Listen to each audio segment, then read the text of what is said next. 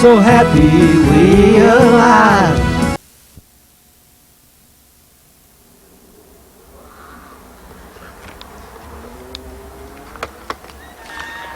Good evening, and welcome to Louisville Late Night.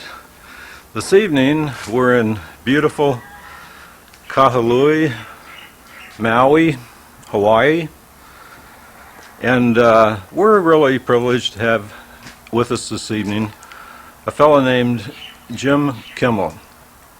Jim has been involved for many, many years in bringing a brighter light, a more positive attitude toward the cannabis plant. And with no further ado, we're going to introduce Jim and ask him to just start from the beginning of his story, wherever that may be.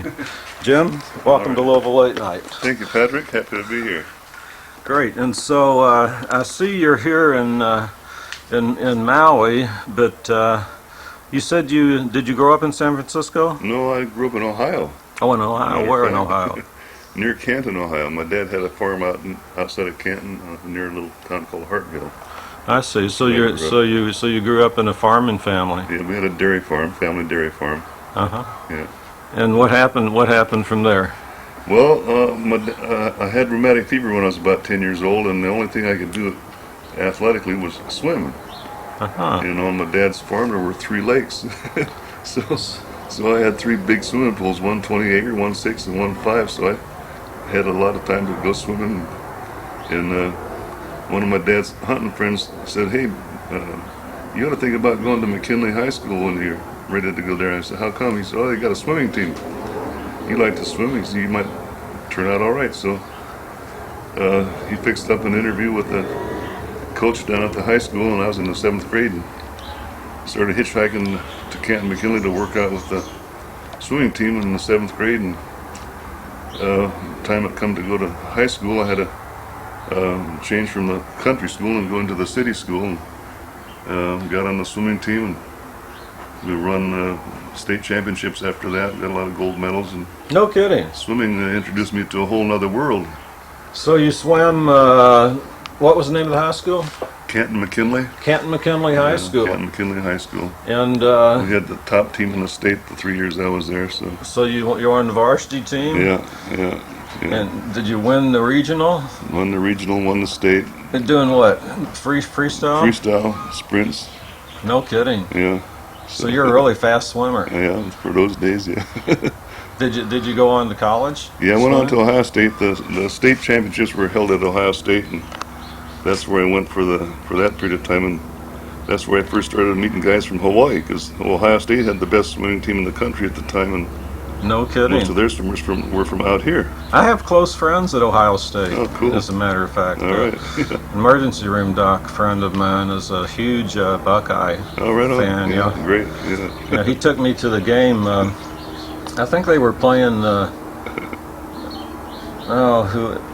Pittsburgh or something like that about 3 years ago. Ohio State won 72 to 3 or something. It was an incredible runaway. Yeah, it was a runaway. Look what they did this year. Yeah, big time. Yeah, big time. Yeah, for sure. Yeah, I went to Wisconsin myself. Oh, cool. That's a nice spot. Yeah, we used to go up there and swim.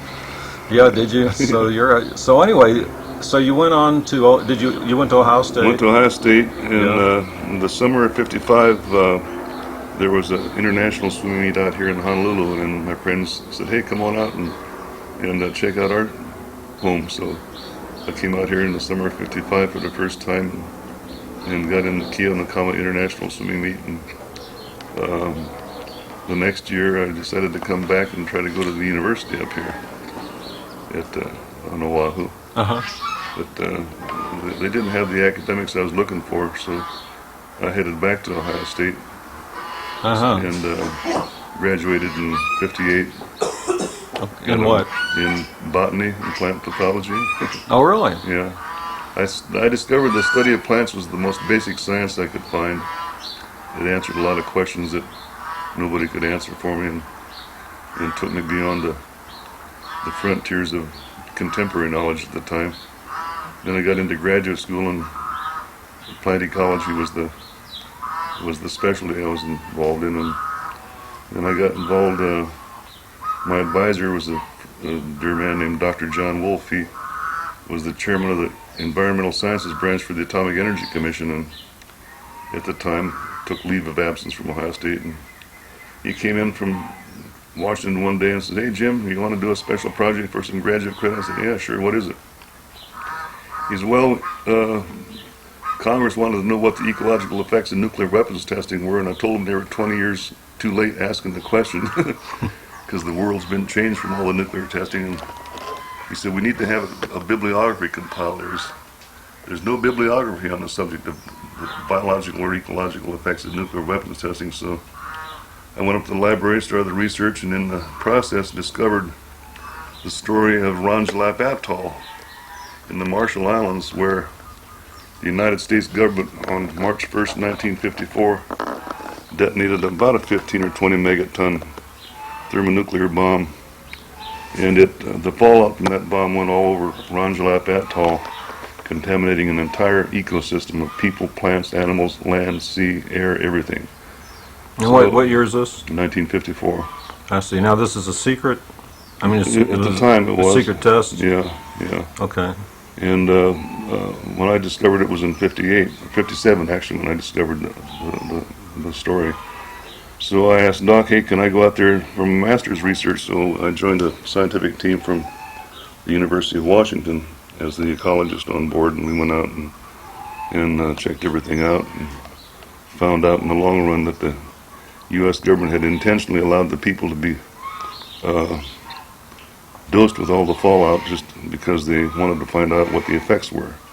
And if they hadn't evacuated them forcibly after 48 hours, they all would have died from the fallout. So it was a pretty bad incident. Uh-huh.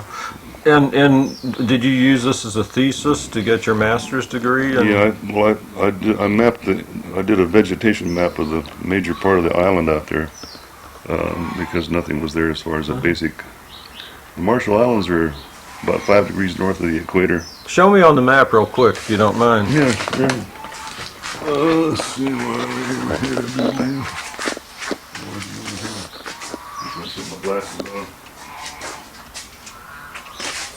Yeah, here we are.